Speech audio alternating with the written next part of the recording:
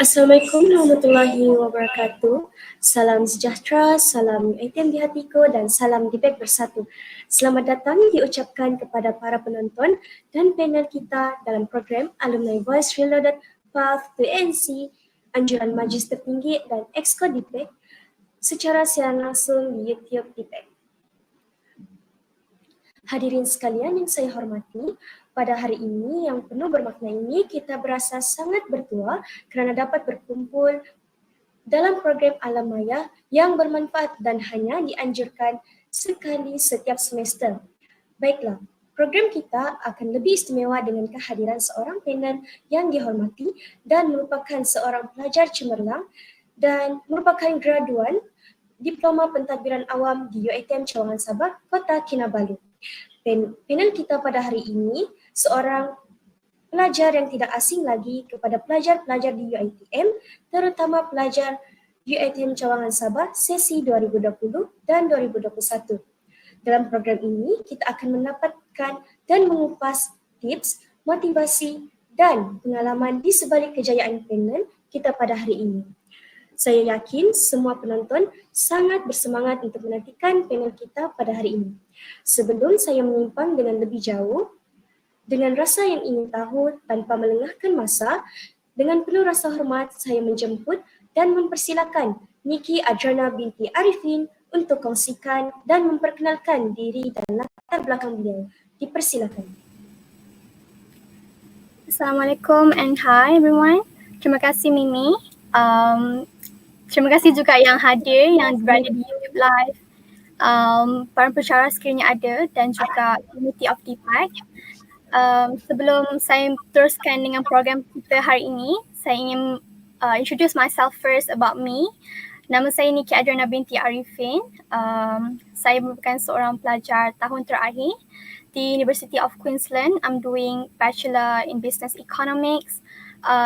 Sedikit latar belakang, saya merupakan graduan Diploma Pentadbiran Awam di UiTM Cawangan Sabah, Kota Kinabalu pada tahun 2022 dan juga menerima anugerah Knight Chancellor. Currently, I'm a MARA scholar. Saya merupakan pelajar tajan MARA. Also a student representative for my faculty, Business, Economics and Law. Selain daripada menjadi seorang full-time student, I also work as a part-time as a production team member at Brookfield House, Australia. I'm also a leadership sub-team member for TED Talks, University of Queensland. And during my time dekat diploma, saya pernah memegang jawatan sebagai setiausaha DiPAC sesi 2020-2021. Sejadinya tak asing sangatlah DiPAC untuk saya. Which is why I'm here today untuk support DiPAC juga. And sedikit latar belakang untuk pengajian, education background.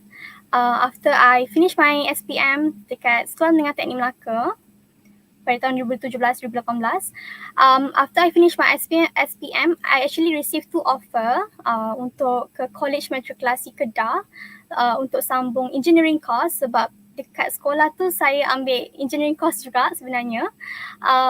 Tapi saya memilih untuk pergi ke UiTM Sabah untuk belajar Diploma Pentadbiran Awam because I think back in my high school years pun saya lebih suka kepada lebih suka kepada theory based subject. Contohnya macam sejarah, like compared to math calculation subject tu macam kurang sikit lah, macam physics and maths tu macam a bit hard for me. So that is one of the reason juga. Lagi satu, macam kita tengok Diploma Pentadbiran Awam ni is a very wide range of course. Kita boleh further, tadi sempat borak dengan Mai, dia pun berminat untuk pergi ke law, and then we can go like further into business pun, like economics, banyak sangat benda, or even like nak sambung ke political science pun boleh juga. And currently I'm at the University of Queensland, Australia. I'm doing majoring in economics. I'm in my final semester dah. InsyaAllah kalau tak ada apa-apa, saya bakal graduate on December. Terima kasih.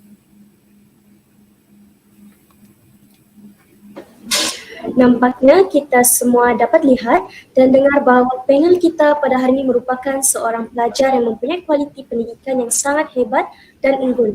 Saya percaya hanya dengan mendengar latar belakang jemputan kita pada hari ini ianya telah memberikan motivasi dan menaikkan semangat para pelajar di luar sana. Baiklah Cik Niki, kita teruskan dengan segmen utama dalam program ini.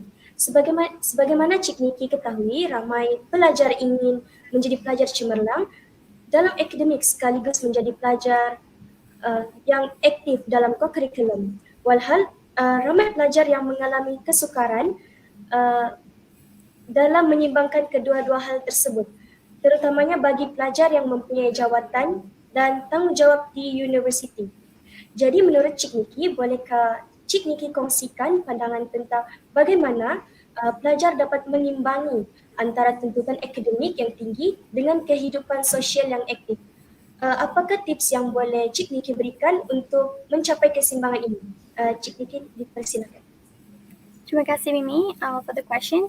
So untuk soalan tu betul, sangat mencabar sebenarnya kalau kita nak belajar and also have a very social life yang very aktif kan. Especially kalau kita pegang jawatan tu, I think I can relate to myself very well.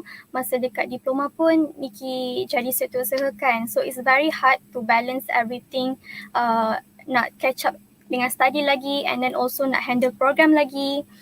Sometimes memang sangat mencabar. So I'm going to share my study tips. So study tip ni I think semua orang berlainan cara diorang belajar. Certain cara belajar diorang memang lain-lain. Kita tak boleh ikut apa orang tu cara diorang belajar macam mana. But these are the thing that really works untuk Niki lah sepanjang Niki dekat diploma and also dekat time degree pun benda ni, this method of study memang berkesan lah untuk Niki sendiri. So yeah, for the first one, notes.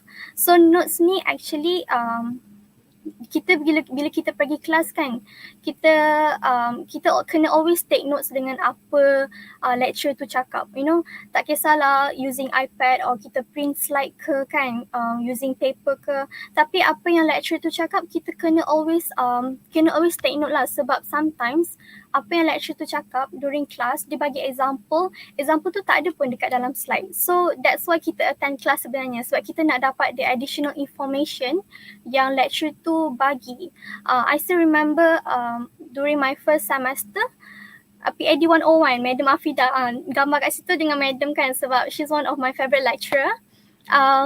Example yang dia bagi tu sangat-sangat function, sangat-sangat useful lah for me untuk guna time examination like real exam. Sebab dia bagi contoh banyak sangat, sama juga macam Madam Ani Joini. Diorang memang cara diorang mengajar, diorang suka bagi example yang very useful to you. So I think masa time I diploma, I suka attend class sebab I suka dengar example-example yang I boleh guna untuk exam, okay? Especially like theory based, you know, time kita belajar diploma pentadbiran awam ni, banyak sangat subjek-subjek yang theory based. Kita ada Malaysian politics, kita ada Southeast Asia studies, law especially. So benda-benda macam ni lah yang kita kena always take note. Macam Niki sendiri, the way I take notes, I'm using my laptop, so Niki akan separatekan my screen in half. So another half I buka slide and another half tu buka Word document. So every time apa lecturer cakap, so I straight away untuk tulis apa notes yang lecturer tu cakap. I think kalau kita take notes kan, kalau time lecturer tu tengah bercakap juga, dia one of the way untuk kita hilang rasa mengantuk time dekat kelas, sebab kita tak macam dengar kosong je, kita tak dengar gitu je, kita tak buatkan kita rasa ngantuk kan. Sebab I think kalau kita dengar je tapi kita tak buat apa-apa, kita dengar je lecturer tu bagi lecture, kita akan rasa mengantuk. So kalau you mendengar at the same time you menulis ataupun you take note, you akan lebih fokus and you akan rasa kurang sedikit mengantuk tu lah. Okay, second one, I think lots of practices. So especially calculation based subject. Niki rasa most of students yang ambil DiPAC ni, probably lah, tak semua lah, tapi I think probably you guys rasa DiPAC ni tak banyak calculation subject kan. Betul ke Mimi? Mimi ada ke?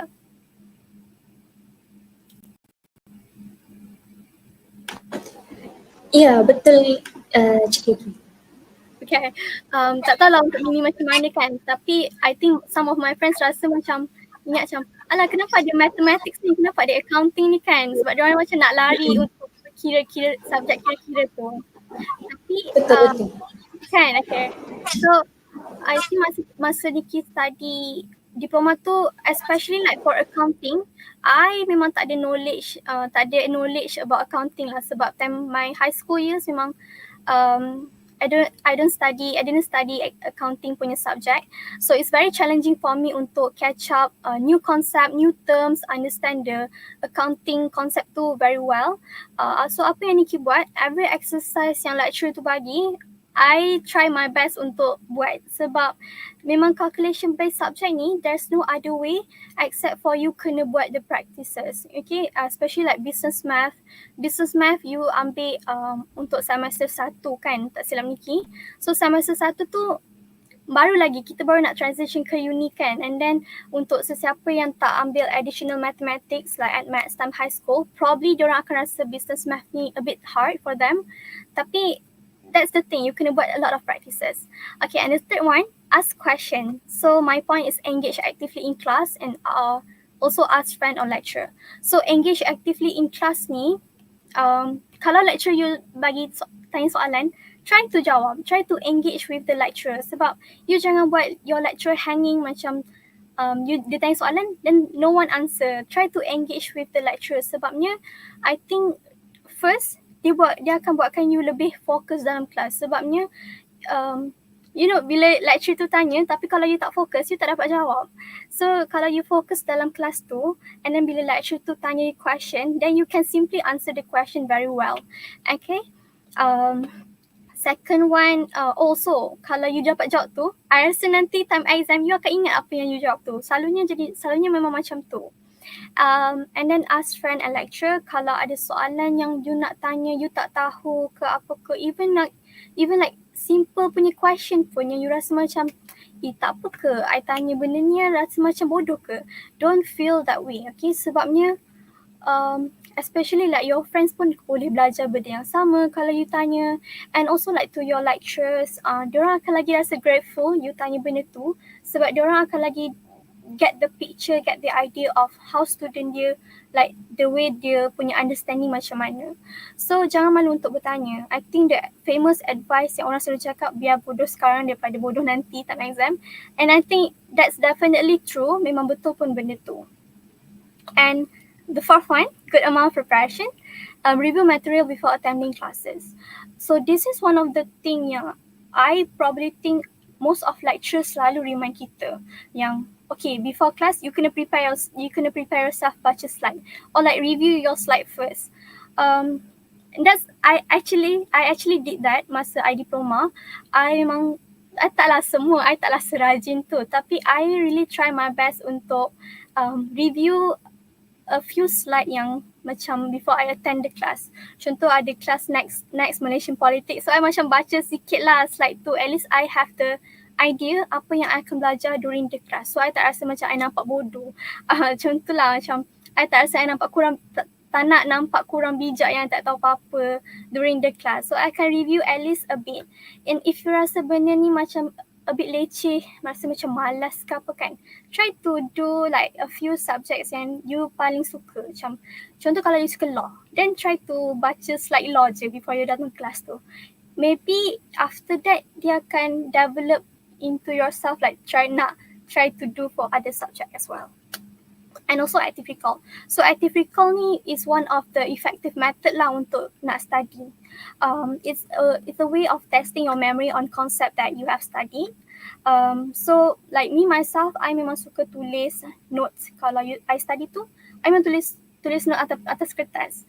So at the end of study station, try to ask yourself like a few questions untuk you ada better understanding or you betul-betul faham ke tak konsep yang you study tu. Contoh macam kalau you tulis notes lah kan. And then ada certain subject yang macam okay, what the policy implication. And if you dapat try to recall back like all the points yang you tulis on your notes, then you can move forward lah. Tapi kalau you tak boleh, then review them again. So active recall ni effective lah. I think one of the effective method yang I pernah buat lah. And also this one is life principle. So life principle ni the thing that I constantly remind myself, like tak kisahlah I kat mana pun, like whether during my diploma years or like degree years ataupun ada kat tempat kerja ke, kat mana-mana lah. I think these are the thing that I always remind myself untuk I selalu buat benda ni. So the first thing is to have a positive relationship with everyone, including your lecturer or your friends. I think tak ramai rasa benda ni penting, tapi it's very important to have a good relationship with everyone around you. Okay, always be nice to other people. I selalu cakap benda ni to myself, macam if kita buat baik dengan orang, orang akan buat baik dengan kita juga. So try to get rid all of the negative vibes around you, sebab kita tak nak surround ourselves with negative vibes tau. Benda tu tak okay. Because I think if you positive, everything akan jadi lebih mudah. Okay, macam contohlah your friends kan. Don't talk behind your friends. Macam jangan cakap belakang your friends or kutuk dia orang, because that are your friends, you know. Tu kawan-kawan you yang ada dengan you until you graduate. So sebab I faham je kita memang suka kan bercakap pasal orang kan, tapi don't do that to your friends. And also lecturer ni pun one most important person juga time kita study ni.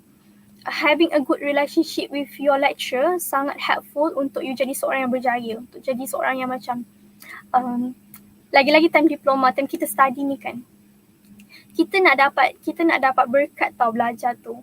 Kalau kita ada good relationship with our lecturer, then semua benda jadi mudah. Semua benda yang kita belajar tu insya-Allah akan masuk je. Sebabnya contohlah kita pergi kelas kan, kalau kita baik dengan lecturer tu, kalau kita memang macam everything positive, kita akan lebih enjoy untuk study, kita akan lebih macam suka nak pergi kelas dia kan.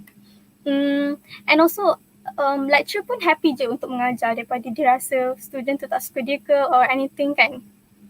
So it can really create a positive environment dalam kelas. Second one, good time management skill. So good time management skill ni, I think growing up memang I rasa benda ni the most essential one, crucial untuk you jadi lebih organized, lebih teratur hidup you. So apa yang I buat actually, this is memang I selalu buat lah. Every time I bangun je, I akan plan my day. I akan create a schedule apa yang I nak buat hari ni. So macam bangun pagi je, I tengok jam dekat iPhone kan, I tengok kat my phone, I can plan dah, okay my class start pukul berapa sampai pukul berapa. And then after class, apa yang I nak buat? I nak study ke? I nak makan bila? I nak solat bila? So I dah plan my time ahead pagi-pagi tu. So bila I dah go through the day, I lebih organized, I lebih menepati waktu. Okay, petang I nak buat apa? Maybe petang I ada activity or something, then malam I nak study pukul berapa pula. So I organize my time very well, and then I kena follow. Sebab I rasa macam kalau I tak follow, I rasa macam I tak discipline with myself. Okay, tu one of the thing lah. I rasa you kena ada self-discipline dalam diri you juga, untuk you ikut apa yang you dah plan, and you kena disiplin untuk belajar. I think kalau contoh kita ada jawatan ni kan, kita pengen jawatan like MPP, komiti DiPAC ni, kita kena balance kan, nak buat program and then nak study lagi. So contoh kalau siang tu you dah ada event, dah all out dengan event you, malam you kena try juga push yourself untuk study. You know, even for a while, even like 1 hour or 2 hour, optimize your time very well. Sebab I tahu time study ni kita punya time very very limited kan. So whether kita nak catch up.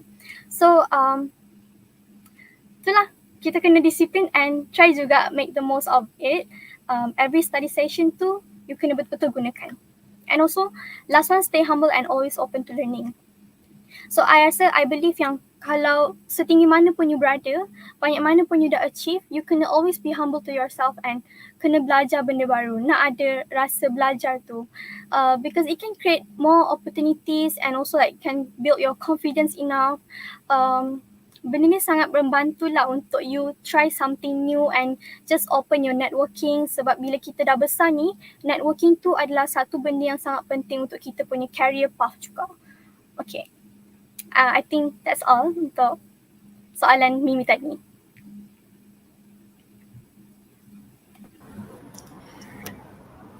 Baiklah, terima kasih Cik Niki atas perkongsian dan tips serta cara untuk menjalani rutin harian sebagai seorang pelajar.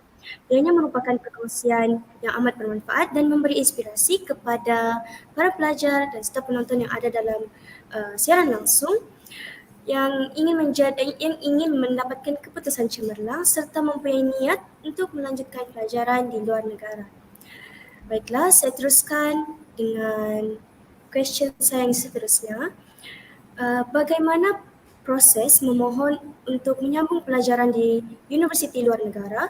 Apakah kualiti, kriteria ataupun ciri yang diperlukan oleh seorang pelajar yang berminat mengenai hal ini? Terima kasih. Thank you, Mimi. So for the next question, saya akan share a bit of my journey untuk study abroad. So any one of you yang berminat untuk further your study abroad, and if ada rezeki untuk you guys, bolehlah dengar and then ambil sedikit sebanyak apa yang Niki sampaikan. You know, I'm just sharing my experience and the things that I did untuk I further my study. So the first, like the two important things lah yang you before untuk you apply nak study abroad ni, the first one, you kena contact student service. So student service ni apa dia? So student service ni dia yang membantu you guys untuk dapatkan offer from university tu. Dia percuma je, you guys can just simply Google AUG student service or IDP if you guys ever heard about it. Ada a couple of student service yang dekat Malaysia lah. Tapi these are the two yang orang selalu guna.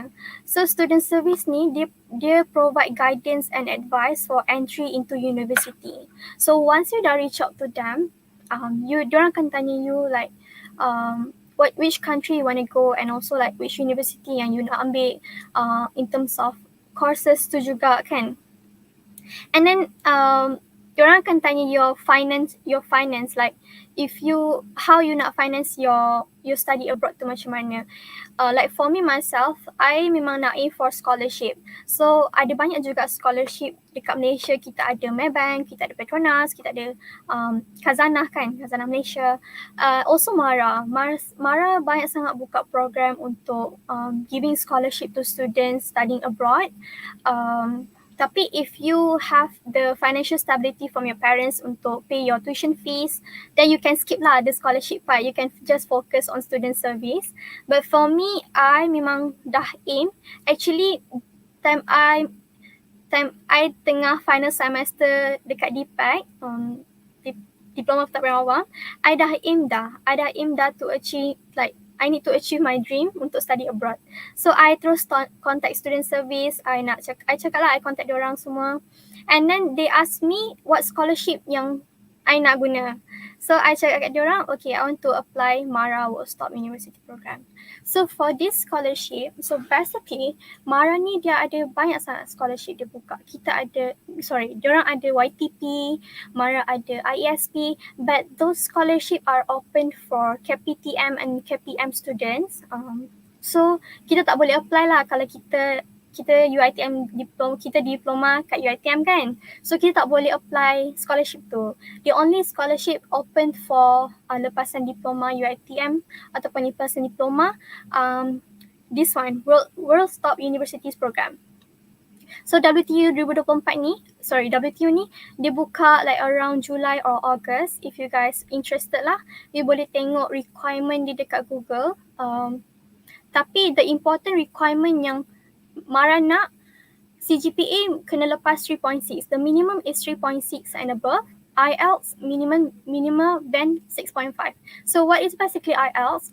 IELTS ni adalah International English Language Proficiency Test.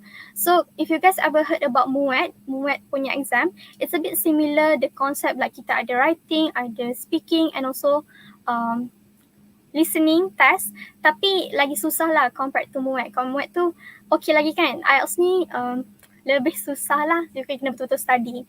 So IELTS you kena band 6.5 dan ke atas. If you tak lepas, you kena retake lagi IELTS tu.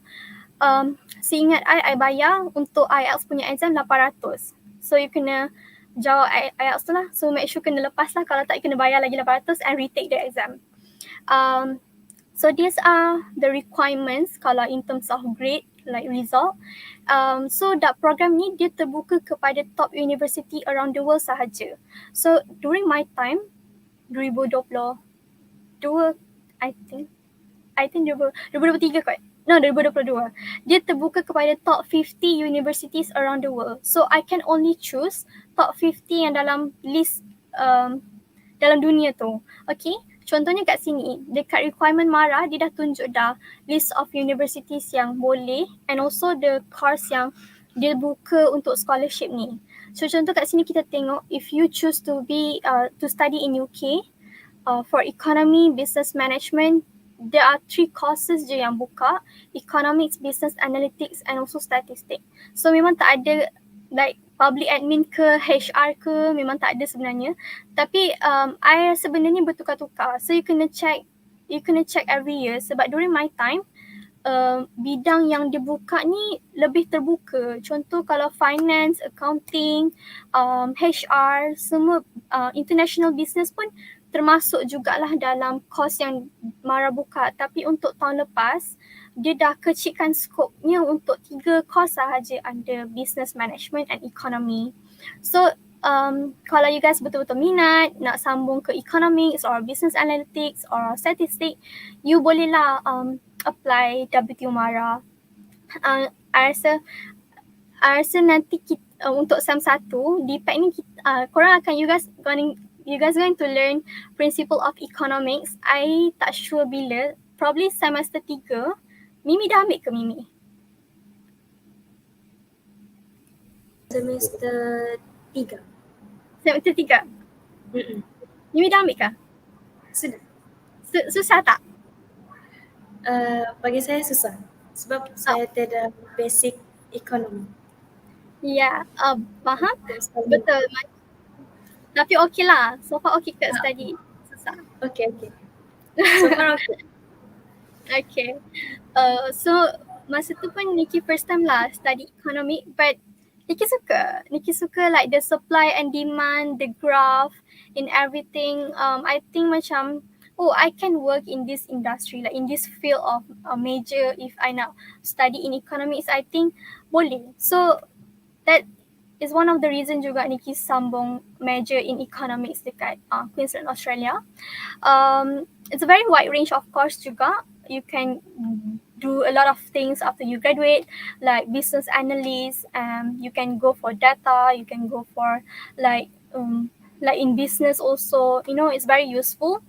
But yeah, ni adalah yang cara untuk you betul-betul kalau nak study abroad tu, these are the first few things yang you kena buat lah. Contact student service and also kena cari scholarship. Tak kisahlah kalau bukan MARA pun, you boleh je cari another scholarship yang ada, yang available untuk you guys. Macam I cakap tadi, my bank semua tu kan. But yeah, if you dah dapat, if you dah apply WTO MARA tu, there are some process. So if you lepas all the requirements, there will be a group interview. So during my time, memang time tu kita ada 10 of us doing the group interview together dekat MARA punya building. And then I tak boleh ingat lah the questions yang diorang tanya. Tapi I think one of them diorang tanya, berikan pendapat anda tentang ekonomi negara sekarang. Contohlah, I think that was one of the question yang diorang tanya. And then if you dah pass the interview session, kalau you ada rezeki, then they will give you offer letter lah from MARA. So MARA akan bagi you allowance untuk you belajar kat sini, ikut tempoh pengajian and also yuran pengajian juga diorang akan bayar.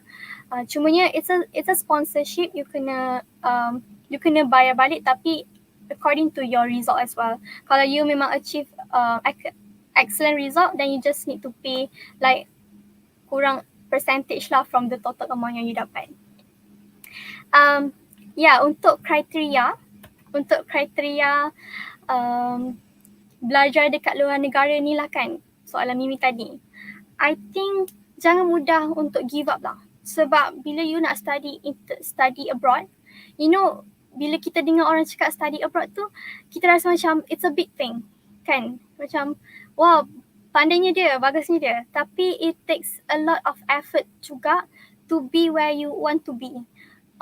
Macam you akan ada banyak challenges, you akan face so many things throughout the process. Time you study juga, you on your own. You memang tak ada siapa kat sini. So the thing yang you kena ada, perasaan yang jangan give up dengan study you. Memang susah, tak tipu, susah sangat-sangat study overseas, tapi jangan give up. Kena ada perasaan yang kena belajar tu. And also determination. I think if you really put your mind to it, yang you betul-betul nak study, tak kisahlah study dalam negara ke, study overseas ke, but if you really put your mind to it, you memang dah ada your goals, apa yang you nak achieve, then everything will follow. I rasa determination tu sangat penting lah.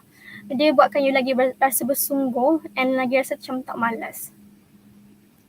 Also sepanjang proses ni, I rasa kalau you dah betul-betul buatkan effort semua, banyak-banyakkan doa je lah. Itulah. Okay, thank you.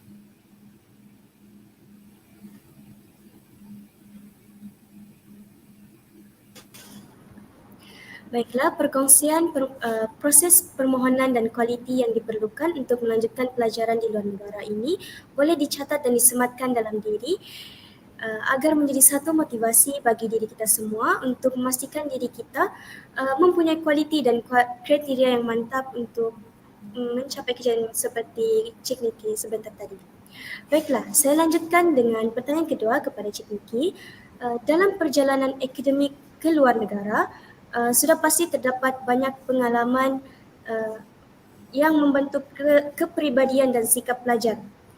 Dalam pandangan Cik Niki, apakah peranan yang dimainkan oleh komuniti pelajar antarabangsa dalam membantu pelajar Malaysia menyesuaikan diri dan menghadapi cabaran yang timbul semasa berada di negara asing? Terima kasih.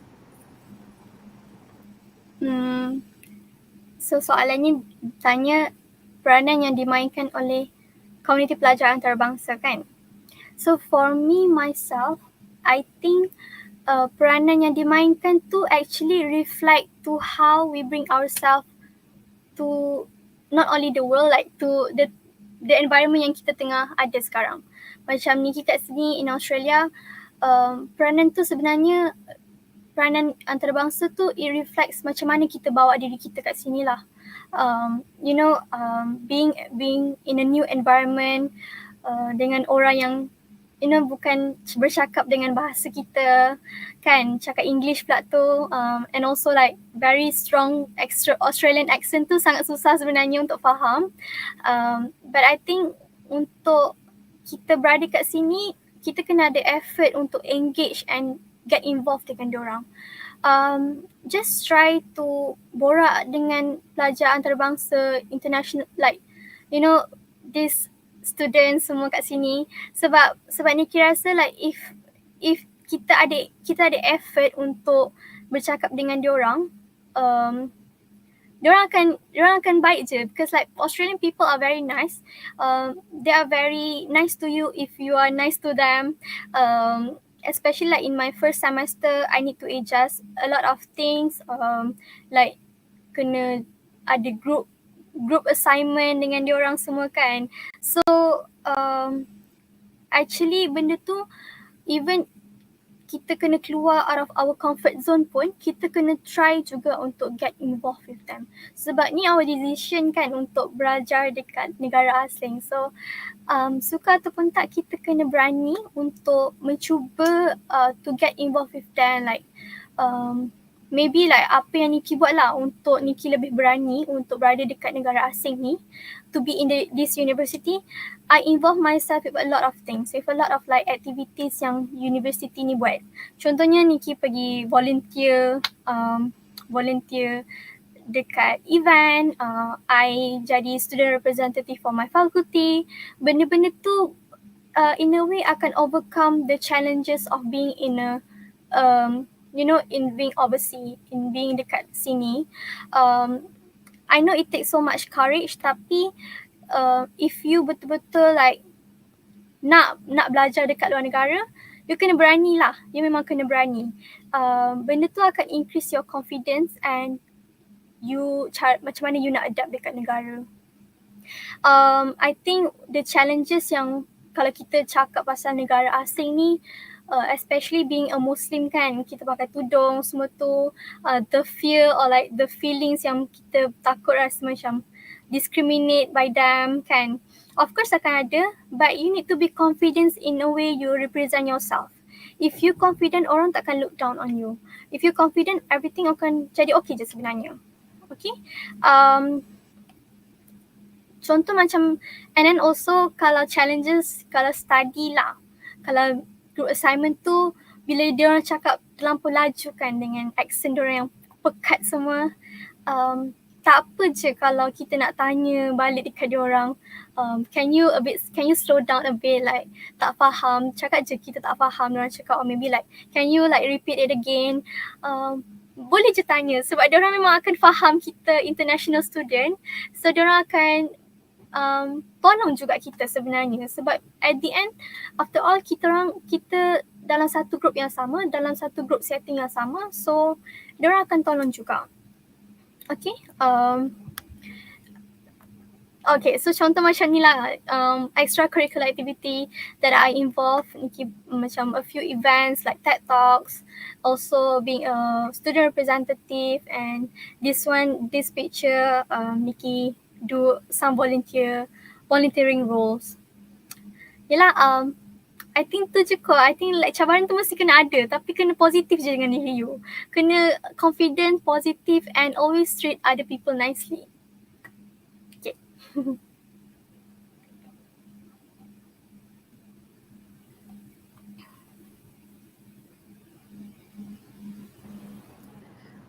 Terima kasih Cik Niki atas perkongsian ini. Pelajar yang berminat untuk belajar di luar negara dapat menggunakan tips ini untuk mengatasi cabaran yang mungkin akan dihadapi ketika belajar di luar negara. Kita lanjutkan dengan soalan pelajar yang berada dalam siaran langsung.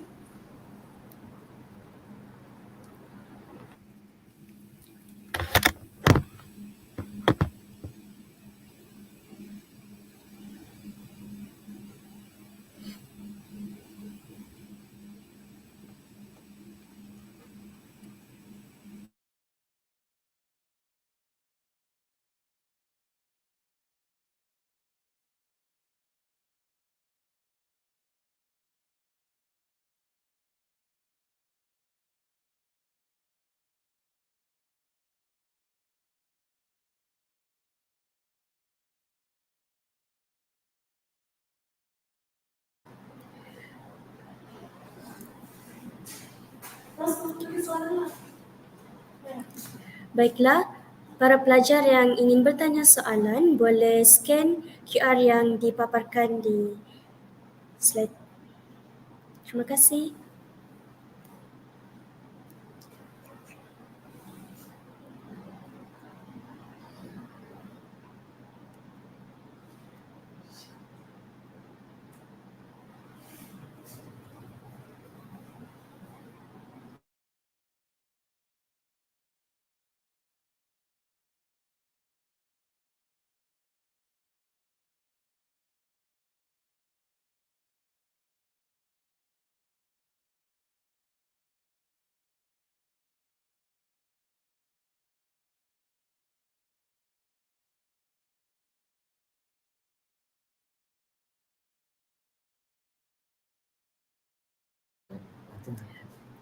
Okay, baiklah. Based on your experience in your current university, what do you think UiTM Sabah can improve? Cik Niki, silakan.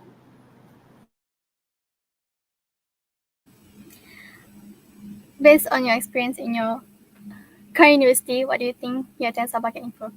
Okay, untuk nak cakap soalan ni, Niki rasa macam tak berapa nak layak sangat untuk kita compare sebabnya one of the reasons sebab Niki sempat berada di Universiti Sabah, like face to face learning tu setahun je sebenarnya, sebab the rest of it COVID happens then ODL. But I think kalau kita nak cakap pasal apa yang kita boleh improve, probably student involvement tu lah. Probably boleh buat lagi banyak event untuk student, like jadi lebih aktif, and also macam mana kalau dekat kelas tu pun I think boleh more like engage with the students, suruh bagi banyakkan students suruh datang kelas ke, ataupun kita tak tahulah kalau sekarang dah ada recorded lecture ke tak kan. Tapi itulah macam nak cakap Sejahtera Sabah akan improve tu, I don't think I'm in the right position sangat lah nak bercakap, sebab Niki memang tak setahun je kan, jadi kita tak berapa nak experience sangat lah berada di UiTM Sabah tu in like face to face experience. But masa Niki grad dekat UiTM Sabah, I think last year dah banyak sangat improve in terms of like infrastructure, everything, like the bus pun sama juga, so okay lah.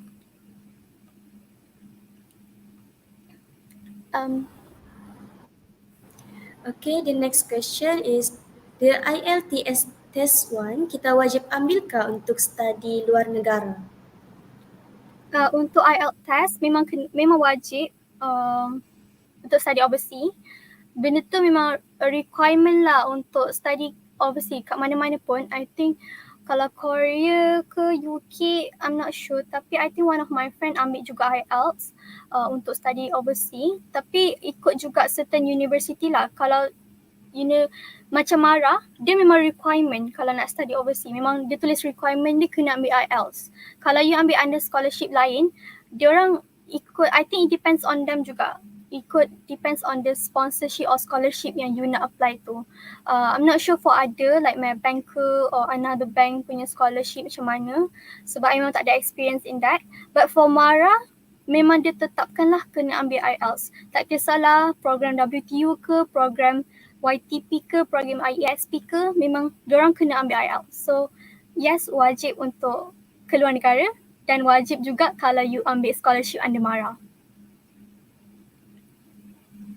Okay, baiklah. Niki, what is your best memory in UiTM KK? One of my best memories. Lama dah ni. Sekejap I think lah the most thing yang Niki ingat time ada event, Niki lupa lah nama event tu, tapi kita ada kawat. Dia macam event sukan. Niki tak tahu lah sekarang ada lagi ke tak. Dia macam sukan yang untuk antara fakulti tu. Mimi tahu ke? Mimi ke? Ya, itu aktiviti Super Meet. Betul, Super Meet tu. I think tu one of the memories yang Niki memang ingat lah, sebabnya time tu kita orang kena kawat malam-malam sebab dia punya practice tu time malam kan, and then ada cheerleading, macam kena macam sorak, kita orang kena nyanyi lagu-lagu sorak DiPAC semua. It was very interesting, and then time tu banyaklah bonding dengan kawan-kawan kat sana. Best lah. Lepas tu time, even during the Super Meet itself, it was very fun, like support kawan-kawan main sukan semua, and then kawat. Walaupun rasa macam dah lamanya tak kawat kan. I think kawat tu time sekolah je kan. Rupanya time Super Meet pun kita kena kawat juga. Yeah. Okay, the next question. May I know how do you make your assignment to be good and how you find the resource and idea? Thank you for answering.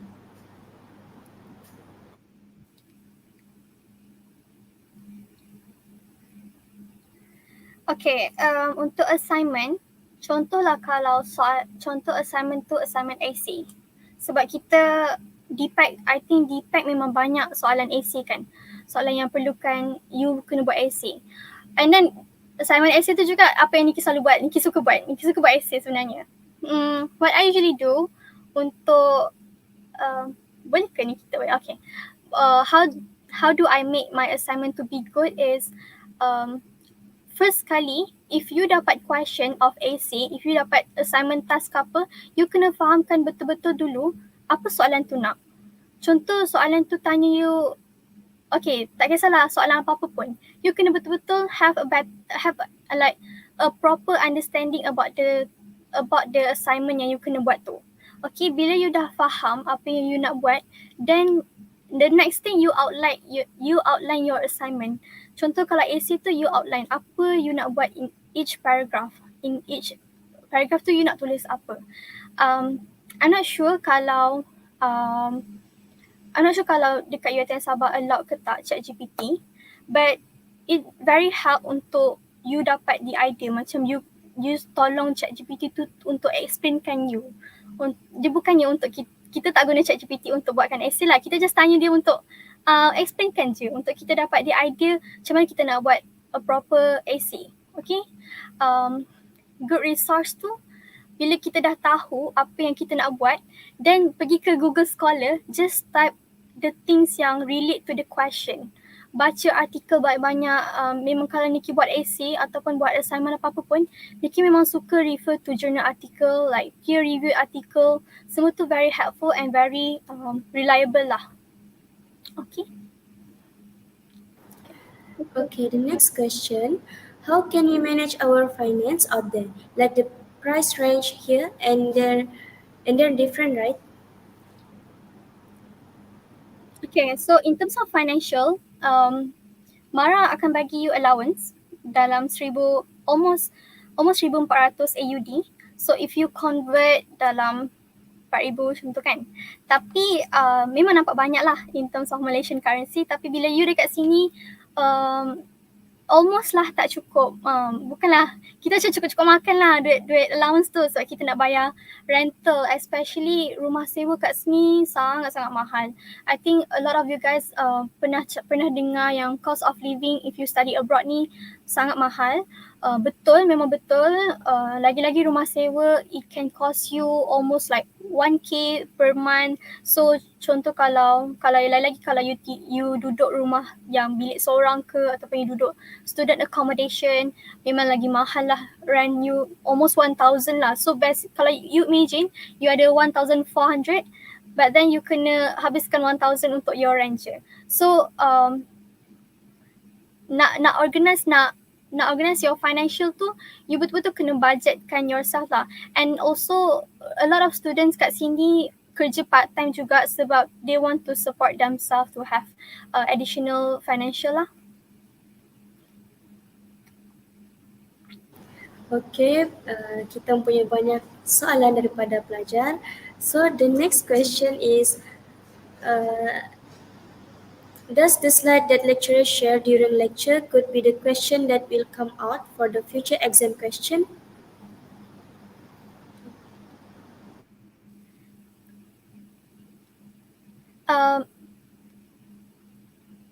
Sekejap kita fahamkan soalan ni sekejap.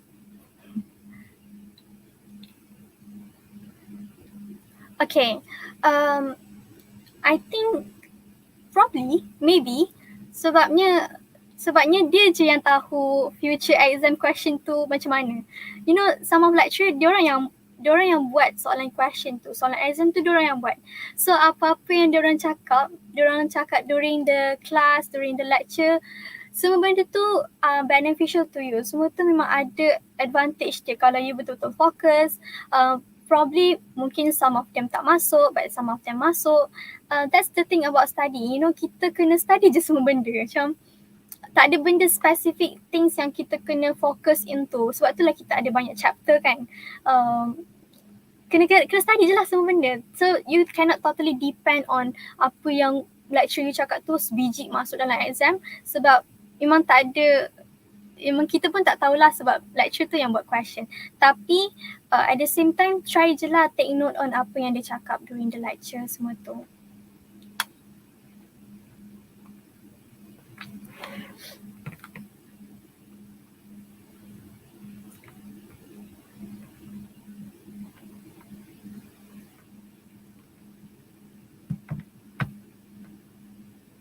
Okay, the next question. As someone yang dah try a lot of things, apa kata-kata semangat yang boleh awak boleh bagi dengan orang yang baru nak try untuk keluar dari comfort zone dorang? Okay, kata-kata semangat. I think kata-kata semangat yang saya boleh bagilah. I think try je. Try je sebab kalau kita tak try, untuk keluar from our comfort zone, kita tak akan pergi mana-mana. Sebab macam Niki sendiri, Niki seorang yang taklah pemalu tapi takut juga nak bercakap depan orang ramai. You know, especially like dekat sini, dekat kelas kan kalau kita nak bercakap, kita kena cakap in English kan. So as someone yang dulu tak berapa nak bagus sangat pun like speaking English, so kita rasa macam takutnya nak cakap ni, dah lah nak kena jawab question kan ataupun nak bagi opinion. Tapi macam dulu kat diploma kita, Niki selalu memang aktif jugalah dalam kelas, kita macam try juga jawab soalan. Tapi you know it's different sebab dekat Malaysia kita boleh je cakap bahasa Melayu, tapi dekat sini kita kena try untuk cakap in English, try to make conversation in English. So benda tu it's very like out of my comfort zone. Tapi apa yang Niki buat, just try. Kalau kita tak try, memang kita tak tahu. Benda tu sangat cliche tapi it really helps. It really works. You kena try je. And then kena try letak positive, like say positive things to yourself. Cakap je kat cermin tu, cakap je positive things yang you boleh buat ni, you memang you okay, you cantik ke, you memang say all the nice thing to yourself. Because benda tu akan buatkan diri you lebih confident untuk try to do something new. Yes. Okay, the next question is, it is study abroad program open every year for student? Okay, for WTU Mara, I tak sure dia start bila dia buka program WTU ni, tapi memang tak sure. Tapi for now, so far memang every year dia buka lah yang World Top University Program ni. You guys can just Google. Alhamdulillah, so far every year juga dia dah buka. Niki apply 2022. So 2023, 2024 pun dia buka juga. Cuma dia kurangkan core subject tu. Like especially in business and economic punya subject, dia cuma buka 3 je. Tapi tak tahulah if any changes, maybe dia akan announce. Tapi please pay attention lah. Macam memang dia akan buka around July or August. Macam tu.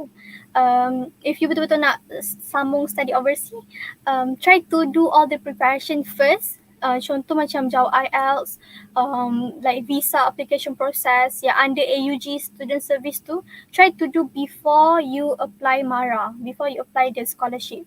Because like when you dah apply WTU MARA tu, you dah ready dah. All the things yang requirement yang dia nak, semua you dah prepare. So you just focus on getting the scholarship je.